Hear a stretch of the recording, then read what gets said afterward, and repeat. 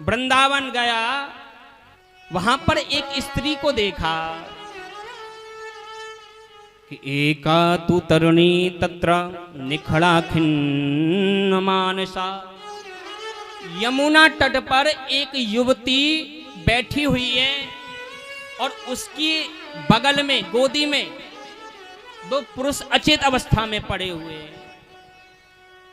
मैंने ऐसा देखा, अब मैं साधु संत था, मैंने सोचा स्त्रियों के बीच में हमारा क्या काम।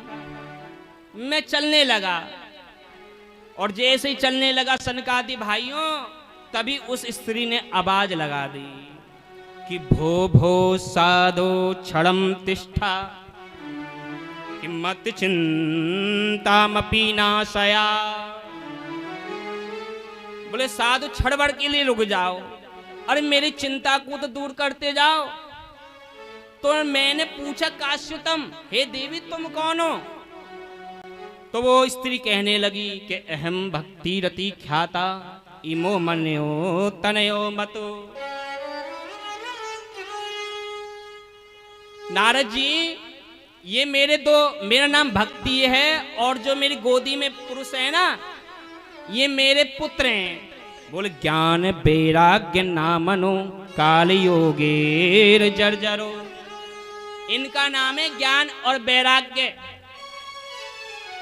कलयुग के प्रभाव से इनकी हालत ऐसी हो गई है कि ये तो हो गए बूढ़े और मैं है गई जवान, नव युवा है गई।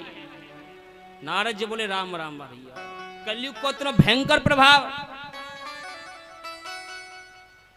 अब यहां भक्ति कहने लगी, नारद जी आपने जैसे भक्त प्रहलाद पर ध्रुव पर कृपा की थी ना, ऐसी कृपा करो। अब यहां पर जब भक्ति के प्रवचन सुने, यहां नारद जी ने एक काम किया कि ज्ञान प्रबुद्ध्यताम शीघ्रम रे वैराग्य प्रबुद्ध्यताम। बोले ज्ञान उठो, वैराग्य उठो, लेकिन उठे नहीं। फिर एक उपाय और किया, बोले वेद वेदांत घोषिश्च गीता पाठेर मुहुर्मुहु। वेदों की ध्वनि सुनाई, वेद के भाग सुनाए, वेदांत सुनाए, मंत्र सुनाए, गीता पाठ मुहुर्मुहु बार बार किया। लेकिन जैसे श्लोक चलते रहते तो चेतना आ जाती और जैसे श्लोक का समाप्ति काम समय होता तुरंत मूर्छित हो जाते। नारद जी परेशान है गए। बोले गीता पाठ सुना दिए, वेदों के अच्छे अच्छे मंत्र सुना दिए, फिर भी कुछ नहीं हो रहा। संतों से पूछा, लेकिन किसी संत ने नहीं बता पाए, कोई नहीं बता पाया। कोई कह रहा तुम महामृत्युंजय का जाप करवा लो उनके लिए, हैं? कोई शनि की 7.5 का जाप करवा लो, ऐसे बता रहे। लेकिन नारद जी को इन बातों पर विश्वास नहीं हुआ। तभी आकाशवाणी हो गई। बोले अगर नारद जी तुम इन ज्ञान वैराग्य को उठाना चाहते हो ना, बोले सत्कर्म करो। अब यहां पर नारद जी कंफ्यूज है गए, समझ नहीं पाए। बोले सत्कर्म कहते किसे? तो नारद जी सनकादि से कहने लगे, भैया मैं तो जा रहा हूं भगवान के पास, अब तुम मिल गए, तुम ही बता दो सत्कर्म किसे कहते हैं। यहां पर सनकादि भैया कहने लगे, बस इतनी सी बात के लिए तुम इतना परेशान हो रहे थे?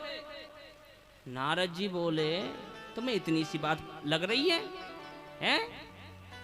कई हजार संतों से पूछ लिया, कोई नहीं बता पाया, और तुम्हें लग रही है इतनी सी बात? बस तुम्हें पता तो तुम ही बता दो। सनकादि बोले, हाँ मैं बताता हूं ना। बोले क्या कहा था आकाशवाणी ने? बोले सत्कर्म करो। बोले अच्छा। तो सत्कर्म, यहां सनकादि कहते सत्कर्म से बड़ा कोई ज्ञान यज्ञ नहीं है।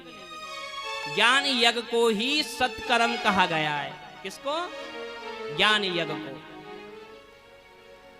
अब ज्ञान यज्ञ क्या है? यज्ञ का मतलब क्या? अग्नि कुंड में सामग्री समर्पित करना, वो यज्ञ नहीं होता। वो तो हवन होता है या होम होता है। यज्ञ किसे कहते हैं? जहां पर भगवान की परम मंगल में कथा हो रही हो, ठीक, और उसी कथा में मंगल में पूजन होता हो और वहीं पर दान दिया जाता हो, इससे बड़ा कोई ज्ञान यज्ञ नहीं है। समझ गए? और इससे बड़ा ज्ञान यज्ञ से बड़ा कोई सत्कर्म नहीं है। जी बोले बोले प्रभु आ गई समझ में? बोला आ गई? बोले हाँ। बोले अब तो मैं ज्ञान वैराग्य के लिए तुम्हारे श्री मुखारविंद से ही कथा को श्रवण करूंगा। बोले तो चलो। बोले कहाँ? बोले तटमानंद नामकम। बड़े हरिद्वार गंगा के पास चलते, वहां पर एक वन है, वहां जाकर के हम तुम्हें कथा श्रवण कराते हैं। आज ये हरिद्वार गंगा के तट पर जहां आनंद वन है वहां पर आए और आकर के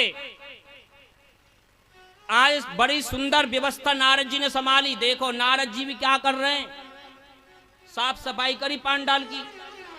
पहले पांडाल ना हो जगह ही हो गई, वहां को स्वच्छ बनाया और सनकादि भैया ने 4 गद्दी लगा दी, व्यास गद्दी। यहाँ तो एक ही है, कभी सनत कहवे तो सनंदन सुनावे, फिर ऐसे करके 4 भैया सुनावे।